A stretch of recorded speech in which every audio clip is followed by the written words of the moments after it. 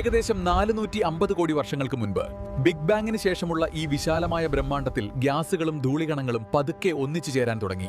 അവിടെ നിന്നാണ് നമ്മുടെ ഭൂമിയുടെ കഥ ആരംഭിച്ചത്. ഗ്യാസുകളും ധൂലാകണങ്ങളും ഗുരുത്വാകർഷണത്താൽ ചുരുങ്ങിച്ചേരുമ്പോൾ ഒരു പുതിയ ഗ്രഹം ജനിച്ചു. അത് തീപന്ത് പോലെ കത്തിക്കൊണ്ടിരുന്ന പ്രാഥമിക ഭൂമിയായിരുന്നു.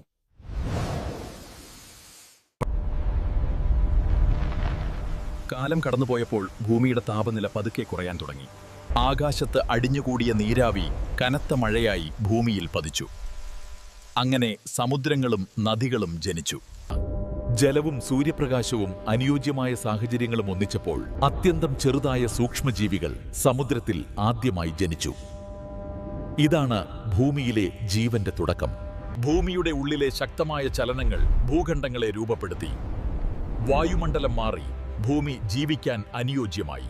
സൂക്ഷ്മജീവികളിൽ നിന്ന് സസ്യങ്ങളിലേക്കും മൃഗങ്ങളിലേക്കും ജീവൻ വികസിച്ചു.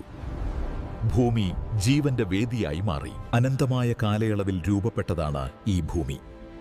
ഇന്ന് നാം ജീവിക്കുന്ന ഈ ഗ്രഹം സംരക്ഷിക്കേണ്ടത് നമ്മുടെ ഉത്തരവാദിത്വമാണ്.